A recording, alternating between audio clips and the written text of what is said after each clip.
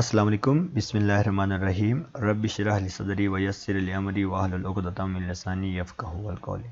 मुझे उम्मीद है आप सब खैरियत से होंगे और आज का जो हमारा टॉपिक है वो है दराज प्रोडक्ट हंटिंग। जैसे कि आप जानते हैं हमने ये स्टार्ट किया है और जो सेशन है वो हमारा है 4 है, ठीक है। लेकिन मैं आपको यहाँ बताता चलूँ कि हम आज प्रोडक्ट हंटिंग के बजाय कुछ बेसिक चीज़ें हैं वो अंडरस्टैंड करेंगे, ताकि जब हम प्रोडक्ट हंटिंग की तरफ बढ़ेंगे तो हमें आसानी होगी कि एक प्रोडक्ट किस तरीके से हंट किया जाता है, ठीक है। तो आज हम देखेंगे कुछ दराज के बेसिक टर्म्स एंड कंडीशंस, यानी कौन सा प्रोडक्ट आप सेल कर सकते हैं, कौन सा नहीं कर सकते हैं, जैसे कि वेट क्या होता है, रिव्यूज़ क्या होते हैं, रेटिंग क्या होते हैं और दराज कमीशन कितना होता है और गूगल ट्रेंड्स क्या है, FBD क्या है, FBS क्या है, FBM क्या है। ये सारी बेसिक चीज़ें आज हम देखेंगे ताकि हमारे लिए आसानी होगी जब कल कोई प्रोडक्ट हम हंट करेंगे और हंट करने के बाद उसको जब सेल करेंगे तो हमारे लिए प्रॉफिट भी उसमें हो, ठीक है। तो ये बेसिक चीज़ें हैं, अक्सर लोग इनको देखते नहीं होते, लेकिन मैं समझता हूँ ये बहुत ज़्यादा इंपॉर्टेंट है। हम सबसे पहले इन बेसिक चीज़ों को देखेंगे, ठीक है। सबसे पहले हमारे पास है रिव्यूज़। अच्छा, सबसे पहले मैं आपको ये बताऊं कि रिव्यूज़ होते क्या हैं और उसके बाद मैं आपको दराज पे लेके दिखाऊंगा भी कि रिव्यूज़ बेसिकली दिखते कैसे हैं, ठीक है। तो सबसे पहले हम देखते हैं कि रिव्यूज़ है क्या। देखिए, रिव्यूज़ अगर मैं बहुत आसान करके बता दूं तो कोई भी कस्टमर या बायर जो कुछ आपके प्रोडक्ट के बारे में कमेंट सेक्शन में लिखता है दराज पे, उसको हम रिव्यूज़ बोलते हैं, ठीक है। अब वो रिव्यूज़ नेगेटिव भी हो सकते हैं, पॉजिटिव भी हो सकते हैं। जितने ज़्यादा रिव्यूज़ पॉजिटिव होंगे इतना ज़्यादा आपके लिए फ़ायदा होगा, ठीक है। और याद रखें, ई कॉमर्स की दुनिया में जो रिव्यूज़ होते हैं वो सोशल प्रूफ होते हैं, यानी किसी बंदे ने अगर प्रोडक्ट ख़रीदना हो तो वो सबसे पहले रिव्यूज़ देखता है कि इस प्रोडक्ट के ऊपर लोगों की क्या राय है। अगर वो पॉजिटिव होंगे तो जाहिर सी बात है आपकी सेल्स ऑटोमेटिकली इंक्रीज़ होंगी, हर लोग कोशिश करेंगे आपसे ही वो प्रोडक्ट ख़रीदें। अगर नेगेटिव होंगी तो ऑटोमेटिकली क्या होगा, आपका जो सेलिंग ग्राफ है वो डाउन हो जाएगा, ठीक है। तो अब आपको अंदाज़ा हो गया होगा कि रिव्यूज़ कितने ज़्यादा इंपॉर्टेंट होते हैं, ठीक है। उसके बाद नेक्स्ट हमारे पास है रेटिंग। अच्छा, रेटिंग क्या होता है? रेटिंग अगर मैं आपको आसान करके बता दूं तो आपने अक्सर देखा होगा इस तरह स्टार स्टार से बने होते हैं, अक्सर मुख्तलिफ ऐप्स में भी और दराज पे भी। अगर कोई भी कस्टमर या बायर आपको जितने ज़्यादा स्टार्स देगा उससे आपकी रेटिंग ज़्यादा होगी, और जितने ज़्यादा आपकी रेटिंग होगी यानी 4 आपकी रेटिंग है तो वो पॉजिटिव समझी जाती है, ठीक है। अगर इससे नीचे है तो फिर आपके लिए ज़्यादा बेहतर नहीं है, ठीक है। तो कोशिश ये किया करें आपकी रेटिंग 4 से ऊपर ही हो। तो इससे क्या होता है, जितनी आपकी रेटिंग ज़्यादा होती है देन दराज क्या करता है, एक फार्मूला लगाता है, उसके तहत फिर आपकी लिस्टिंग को प्रमोट करता है फर्दर, ठीक है। आगे रिकमेंड भी करता है, प्रमोट भी करता है और आपकी जो सेलिंग वेलोसिटी है उसमें भी इंक्रीज़ होती है, ठीक है। तो ये दो चीज़ें बहुत ज़्यादा इंपॉर्टेंस रखते हैं। आपको इन चीज़ों का पता होना ज़रूरी है, ठीक है। मैं अभी आपको दिखाता हूँ कि ये दराज पे दिखते कैसे हैं और उसके बाद मैं आपको ये भी बताऊंगा कि दराज रेटिंग और जो रिव्यूज़ होते हैं इसके बेस पे आपको कैसे रैंक करता है और आपको पॉइंट्स कैसे देता है, ठीक है। तो सबसे पहले मैं आपको दिखाता हूँ रिव्यूज़ एंड रेटिंग दिखते कैसे हैं। जैसे कि आप देख सकते हैं मैं दराज पे आया और दराज बायर अकाउंट पे आकर मैंने क्या किया, सिंपली यहाँ पर थोड़ा सा इस प्रोडक्ट को ओपन किया और इसके बिल्कुल थोड़े नीचे आया तो यहाँ पर आप देख सकते हैं यहाँ पर ये रेटिंग है, ठीक है, यानी ये इसकी रेटिंग है। और अगर रिव्यूज़ की बात की जाए तो ये रिव्यूज़ है, ठीक है। ये मुख्तलिफ कस्टमर्स ने क्या किया है, मुख्तलिफ बायर्स ने क्या किया है, इनको रिव्यूज़ दिया है इस प्रोडक्ट के हवाले से, ठीक है। उन्होंने मुख्तलिफ रिव्यूज़ देकर अपना जो ख्वाहिश है या अपनी जो एक डिज़ायर है उसका इजहार किया है कि ये प्रोडक्ट कैसा है, ठीक है। जैसे कि आप देख सकते हैं दराज इस फार्मूले के तहत क्या करता है, हमें रेटिंग देता है, ठीक है। होता कुछ इस तरह का है कि आपके जितने भी पॉजिटिव जो रेटिंग्स होते हैं, पॉजिटिव से मुराद ये कि आपके अगर 4 स्टार है तो पॉजिटिव है, 3 है तो पॉजिटिव है, अगर 2 है तो वो न्यूट्रल है, 1 है तो वो नेगेटिव है, ठीक है। जितने भी आपके 4 और 3 स्टार्स होंगे they are consider in positive, ठीक है। तो वो पॉजिटिव जितनी भी रेटिंग होगी equal to number of positive ratings, ठीक है, और डिवाइडेड बाय क्या होगा, टोटल नंबर ऑफ रेटिंग्स, और उससे जो भी आपकी रेटिंग आएगी दराज फिर टोटल में से आपको क्या करेगा, रेट करेगा, ठीक है। अगर 4 आई तो 4 देगा, अगर 3 आई तो 3 देगा, वो जितने भी होता हो वो आएंगे किस तहत, इस फार्मूले के तहत, ठीक है। तो रेटिंग कुछ इस तरीके से की जाती है आपकी, ठीक है। उसके बाद नेक्स्ट चलते हैं। उसके बाद नेक्स्ट हम देखते हैं वेट। अच्छा, वेट क्या है? वेट आपने अक्सर ये टर्म सुना भी होगा। वेट का मतलब होता है वैल्यू एडिशन टैक्स, ठीक है। ये वैल्यू एडिशन टैक्स है और ये हर प्रोविंस का अपना अपना होता है, ठीक है। जैसे कि यहाँ पर लिखा है पंजाब एंड इस्लामाबाद का 16% है, सिंध का 13% वेट है और 15% KPK का वेट है। ठीक है, KPK एंड बलूचिस्तान का कितना है, 15% वेट है। ठीक है, ये वैल्यू एडिशन टैक्स आपको देना पड़ेगा हर प्रोडक्ट के पीछे। ठीक है,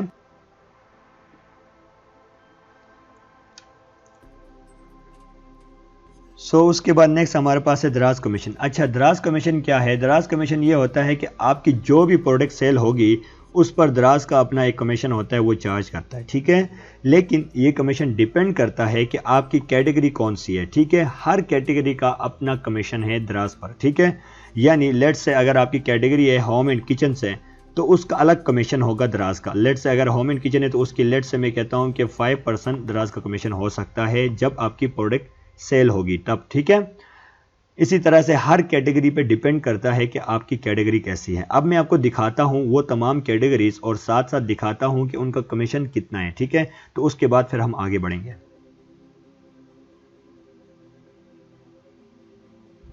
दराज कमीशन चेक करने के लिए आपने क्या करना है, आपने दराज सेलर सेंट्रल पे आना है और उसके बाद यहाँ पर आकर यहाँ से आपने क्या करना है, प्रोफाइल पे जाना है।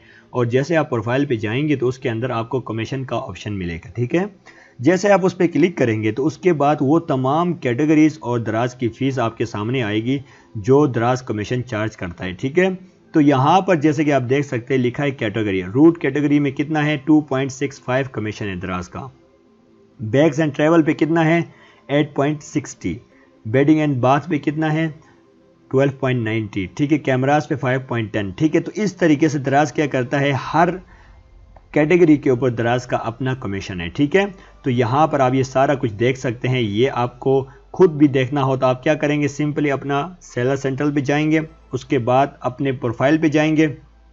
जैसे आप प्रोफाइल पे जाएंगे तो वहाँ से आपको क्या होगा, अंदर कमीशन का ऑप्शन मिलेगा। इस तरीके से आपने क्या करना है, इस पर जैसे क्लिक करोगे तो आपको वो तमाम कैटेगरीज ओपन हो जाएंगी जिसका दराज कमीशन चार्ज करता है। ठीक है, तो ये सारी लिस्ट है, आप इनको देख सकते हैं। ठीक है, तो इस तरीके से आपको पता भी चल गया कि जी आप टॉयज एंड गेम्स में जा रहे हैं तो इसमें दराज का कमीशन इतना है। ठीक है,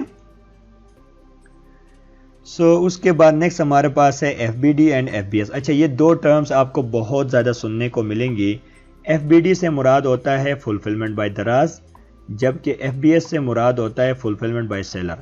अगर आप FBD करोगे तो इसमें आपने अपनी प्रोडक्ट्स को दराज के वेयर हाउस में पहुंचाना होता है। वो कैसे पहुंचाना है वो बाद में मैं आपको बताऊंगा। ठीक है, अभी ये टर्म को समझे। तो जैसे आप यहाँ पहुंचाओगे और जब आप लिस्टिंग करोगे उस प्रोडक्ट की, आपको जब कोई ऑर्डर आएगा तो फिर दराज क्या करेगा, आपकी प्रोडक्ट को पैक करेगा, कस्टमर तक पहुँचाएगा, जो पैसे बनेंगे उसको लाएगा और लाकर आपके अकाउंट में डाल देगा। ठीक है, यानी सारा कुछ काम दराज खुद करेगा। आपने एक दफ़ा प्रोडक्ट्स को लाकर दराज के वेयर हाउस तक पहुंचानी है। ठीक है, अगर आप FBS करोगे तो फुलफिलमेंट बाय सेलर, यहाँ पर आपने खुद सारा कुछ अपने प्रोडक्ट्स को देखना होता है। खुद पैक करोगे उसको, खुद आप लाकर उस प्रोडक्ट को क्या करोगे, कस्टमर तक पहुंचाओगे और कस्टमर जो आपको चार्जेस पे करेगा वो फिर ले आओगे। ठीक है, जबकि आप FBD करते हो तो सारा कुछ जो हेज़ल है वो दराज के पास होता है। रिटर्न्स आई, दराज आपको हर चीज़ से आगाह करेगा, नोटिफिकेशंस आपको आएंगी, आपको कितने ऑर्डर्स आए कितने नहीं आए, ये सारा कुछ दराज खुद देखता है। ठीक है, और दराज आपकी प्रोडक्ट्स को अपने वेयर हाउस में रखने की फीसिस लेता है। लेकिन यहाँ एक बात यह है कि फर्स्ट 3 मंथ जब आप पहली दफ़ा जाते हो तो पहले 3 माह दराज क्या करता है, आपकी जो प्रोडक्ट है वो फ्री में रखता है। ठीक है, 3 माह के बाद फिर क्या करता है, दराज आपसे फीसिस लेता है। ठीक है, और जबकि FBS आप करते हो तो इसमें क्या करना है, सारा कुछ आपने प्रोडक्ट अपने पास रखना है, उसको पैक करना है, उसको क्या करना है, फिर आपने कस्टमर तक भी पहुंचाना है। ठीक है, लेकिन अब आपका ये सवाल होगा कि क्या FBD और FBS आसानी से किया जा सकता है। देखो, FBS तो आसान है, लेकिन FBD करने के लिए अभी दराज ने ये शर्त रखा है कि आप डायरेक्ट FBD नहीं कर सकते। दराज कहता है जब भी आप कोई प्रोडक्ट लाओ तो उसको पहले FBS के ज़रिए आप क्या करो, थोड़ी बहुत उसको सेल्स करो, हमें बताओ उसके रिजल्ट्स कि ये प्रोडक्ट सेल होती है।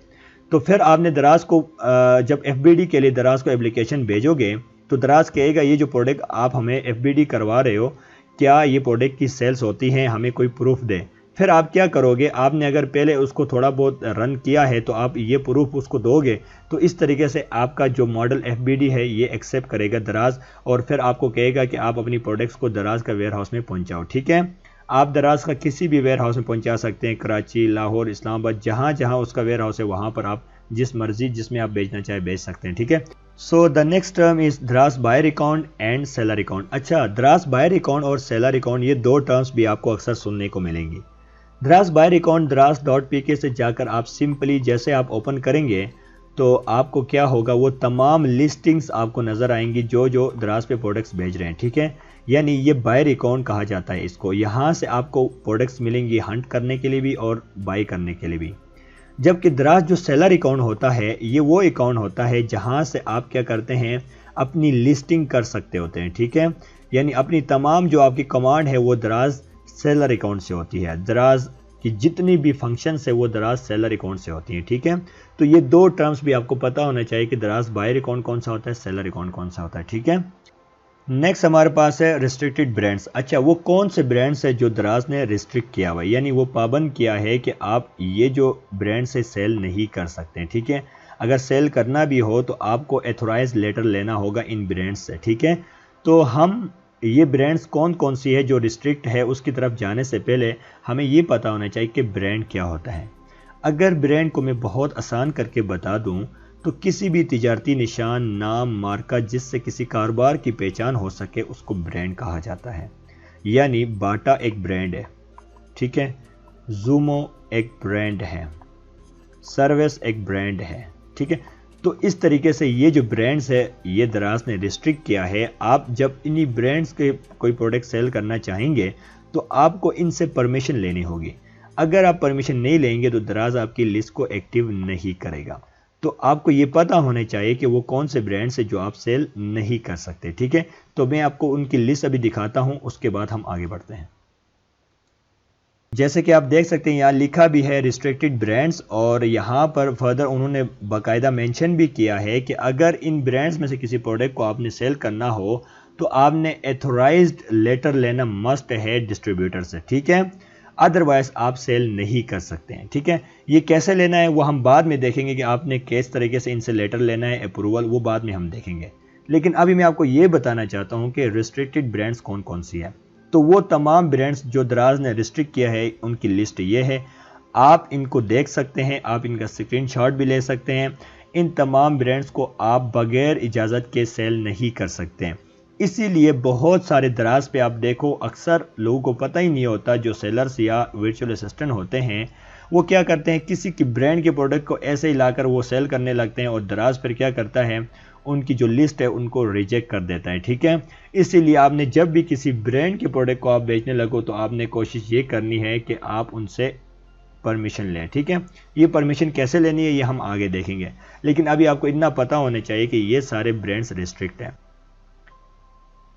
उसके बाद नेक्स्ट हम देखते हैं जी टॉप कैटेगरीज ऑन दराज। अच्छा, दराज पे वो कौन सी टॉप कैटेगरीज है जिसकी सबसे ज़्यादा डिमांड है, ठीक है, यानी वो बहुत ज़्यादा विनिंग प्रोडक्ट्स उसमें से हम निकाल सकते हैं, ठीक है। तो अब ज़रा मैं इसकी लिस्टिंग आपको दिखाता हूँ ताकि आपको नेक्स्ट टाइम जब हम प्रोडक्ट हंटिंग की तरफ जाएंगे तो आपको पता चले कि मैंने किस कैटेगरी में प्रोडक्ट हंट करना है, ठीक है। तो मैं अभी आपको उसकी लिस्टिंग दिखाता हूँ। जैसे कि आप देख सकते हैं टॉप कैटेगरीज की लिस्ट में सबसे पहले watches, sunglasses, jewellery, fashion category, man and women दोनों, हेल्थ एंड ब्यूटी बहुत ज़्यादा ये टॉप में है आजकल, groceries, TV, video gaming accessories, अच्छा perfumes for men, stationery and craft, sports and outdoors, kitchen and decoration items, ये सबसे ज़्यादा डिमांडेड है और टॉप कैटेगरीज है, ठीक है। तो ये उन टॉप कैटेगरीज की लिस्ट थी।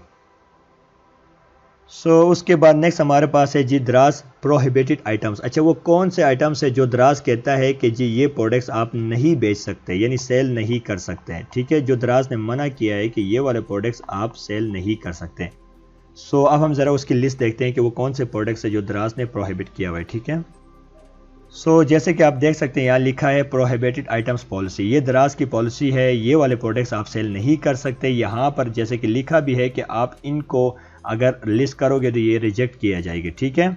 तो यहाँ पर उनकी कैटेगरी बताई गई है, आइटम बताया गया है, डिस्क्रिप्शन बताया गया है कि ये क्यों मना किया गया है, ठीक है। उसके बाद इमेजेस भी यहाँ मेंशन है, तो आप इसको देख सकते हैं अच्छी तरह, इनके नाम को पढ़े, डिस्क्रिप्शन देखें।